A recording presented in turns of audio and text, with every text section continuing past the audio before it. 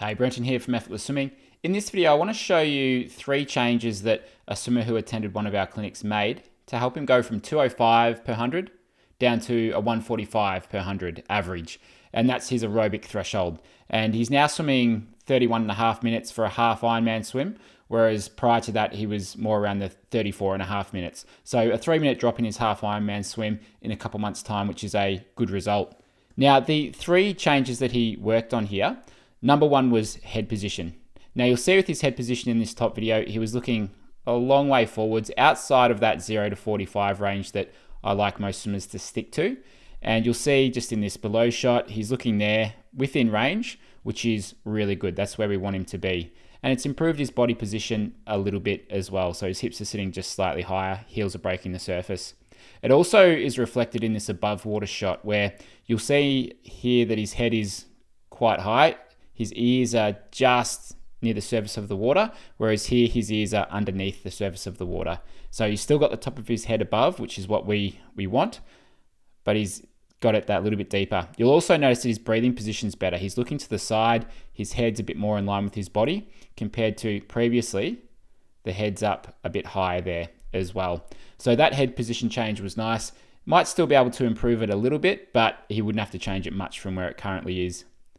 The second thing for him was the timing of his stroke. He was really dropping the arm when he was taking a breath. So I really like this comparison here. If you look at the above water shot, his right arm, as he goes through this, you'll notice right there, he's not in the front quadrant. So there's nothing in front of his head at that point. Now, if we just bring it back slightly, you'll see here that he's always got something in front of his head in this below shot there. So his arm is always in front. So he's just keeping that right arm reaching forwards for a little bit longer now to keep him in that front quadrant, which has just improved his overall timing in the stroke. So with most swimmers that I work with, we want them to always have something in front of their head. So for him, that just meant keeping the arm, particularly on his breathing side, just reaching forwards for that fraction longer. So much, much better timing and balance. And that has allowed him to improve the catch on this right side, as well as the overall balance and timing of the stroke.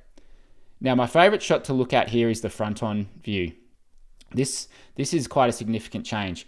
So for him, if you have a look at his left arm catch, this has improved a lot. So as we go through this here, you'll see on his left arm, previously he was very wide.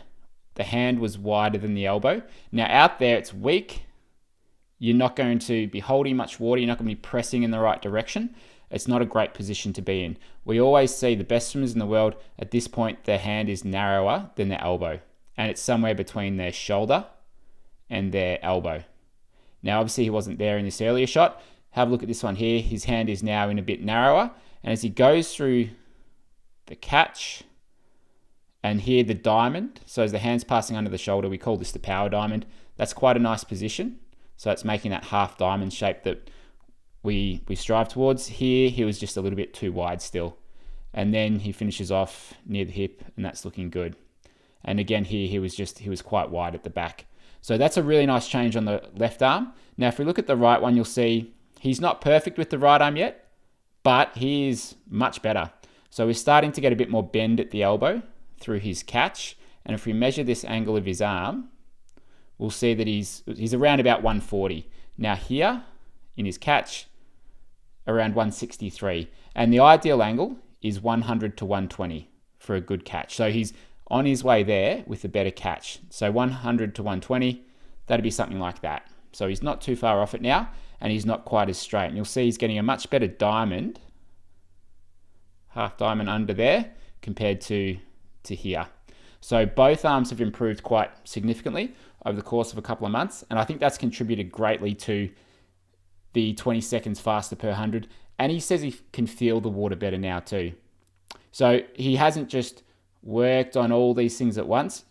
He's followed that order: head position, timing, and then catch and pull. So if you follow things in the right order, so if you follow those 5 core principles that we've got inside our Effortless Swimming membership, that's the right order to tick things off in. Because if he was to try and work on the catch immediately, then it would be very hard if he was still pulling through too soon, if his head was still too high. So it's much easier if you follow things in the right order. Now, looking at this footage here, what I suggested to him going forwards was to still continue to work on the catch, because there's still room to improve there. And one of the other key things as well was to finish his right pull a little bit better. So the difference here, or what I'd like him to do, is once he gets from here to here, you'll see how the palm of his hand is really turned into the body. So if he can keep the palm of his hand facing back behind him for longer through there, he's going to get so much more out of that right arm. The left arm does a really good job of it. You'll see here he keeps that palm facing back behind him, exits past the hip. That's a lot better. But that right arm, there's room for improvement with how he's finishing the stroke there. But this is a really good result, 20 seconds faster in the space of a couple months of work and one analysis session or one clinic that he did with us.